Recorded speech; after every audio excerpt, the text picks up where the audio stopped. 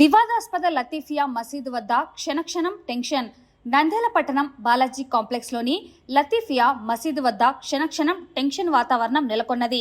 వక్ఫ్ board భూములను అక్రమంగా కబ్జా చేశాడని మౌలానా ముస్తక్ అహ్మద్ పై మసీదు నూతన కమిటీ సభ్యుల ఆరోపణల నేపథ్యంలో అక్కడకు చేరుకున్న ఇరు వర్గాల మధ్య రాజుకున్న వివాదాస్పద స్థల విషయంపై ఘర్షణ వాతావరణం నెలకొన్నది.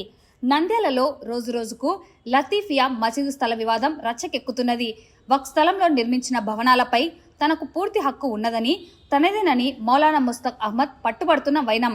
ఇదిలా ఉంటే వక్ఫ్ స్థలంలో కట్టిన నిర్మాణాలు అన్నీ కూడా వక్ఫ్ బోర్డుకే చెందుతాయన్నది నూతన కమిటీ సభ్యుల వాదన.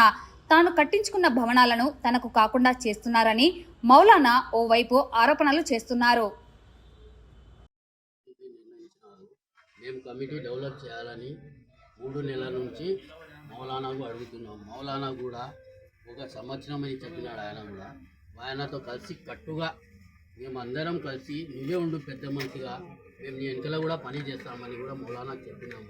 కానీ మౌలానా మాకు సహకరించడం లేదు. మాకు తెలియకుండా కొద్ది రోజుల ముందర అది సీల్ చేసినారు గవర్నమెంట్ వాళ్ళు అందరు వచ్చి. అది ఆయన పలగొట్టున్నాడో ఏమో మాకు తెలియదు. సీసీ కెమెరాల ద్వారా వచ్చింది, అది మీడియా ద్వారా కూడా బయటికి వచ్చింది. ఇది న్యాయమో అన్యాయమో మీరే చెప్పాలి. దీనికి మనస్ఫూర్తిగా మేము చెప్తున్నాం అంటే మేము డెవలప్ చేయడానికి కమిటీ వచ్చినాం, డెవలప్ చేసి చూపిస్తాం. మన గౌరవ ముఖ్యమంత్రి వర్యులు ఆ రోజు దీక్ష కూర్చుంటే దీక్ష విరమించండి, తప్పకుండా మనం న్యాయ పోరాటం చేద్దామని ఆ రోజు హామీ ఇవ్వడం జరిగింది. 20 రోజుల దీక్ష తర్వాత మనం దీక్ష విరమించడం జరిగింది.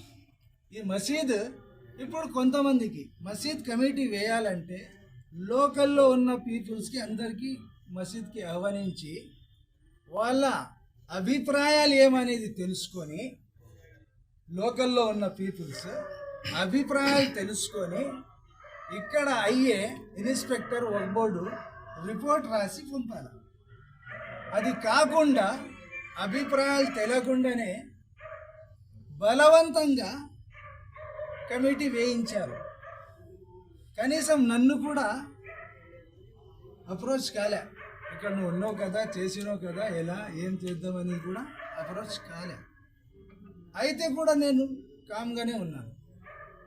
వచ్చి ఇప్పుడు కమిటీ దగ్గర ఉంటుంది ఏదైనా కానీ. ఇప్పుడు సీసీ కెమెరాస్ ఉంటాయి, అవి కమిటీ దగ్గర ఉంటుంది. వైరల్ ఎవరు చేశారు, అక్రమంగా లాక్ చేశారు, కబ్జా అరే నా బిల్డింగ్ ఇది, నేను కబ్జా చేసేది ఏమి? నేను మద్రసా నడిపించినాను, పేద విద్యార్థులకి చదువు బోధన ఇచ్చాను. నేను ఏమి షాప్ పెట్టాలా, ఎవరికి అద్దెకి ఇయ్యలే. దీని నుంచి నాకు ఎప్పుడు చూస్తే కూడా లాసే.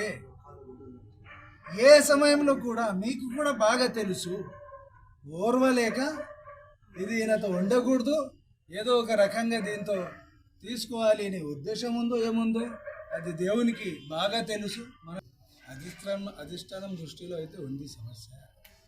ఇది రాష్ట్రం పెద్ద రాష్ట్రం. అధిష్టానం ఇంత చిన్న సమస్యకు చూడాలా, ఇదే చేయాలని ఉండదు. చేస్తారు తప్పకుండా. న్యాయం అనేది నారా చంద్రబాబు గారు ఎప్పుడు కూడా న్యాయం అనేది తప్పకుండా చేస్తారు.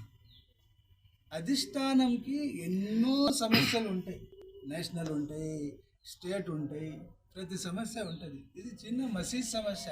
నేను కలిసినప్పుడు కొద్దిగా మెల్లిగా చూసి చూడకుండా పోవాలా, అందరూ కలిసిమెలిసిగా పోవాలని చంద్రబాబు గారు ఆదేశాలు ఇవ్వడం కూడా జరిగింది. నేను జరిగినాను. ఏమంటే ఇంత పెద్ద, మీరు కూడా ఒకసారి ఆలోచించండి మానవతంగా. ఒక మసీద్ కమిటీకి ఇప్పుడు చెప్తున్నారే మనం టీడీపీ వాళ్ళకే వేసినామని.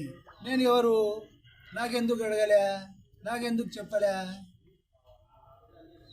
ఇక్కడ ఉన్న ముసల్లీలు ఎవరు? యాక్చువల్లీ పార్టీల డిస్కషన్ రాకూడదు మసీద్ గురించి, అయితే కూడా వచ్చింది కదా అక్కడి నుంచే. నేను ఎవరు, ఎందుకు డిస్కషన్ చేయలేదు? ఈ విషయం పైన ఫైనల్గా ఏం చెప్తారు?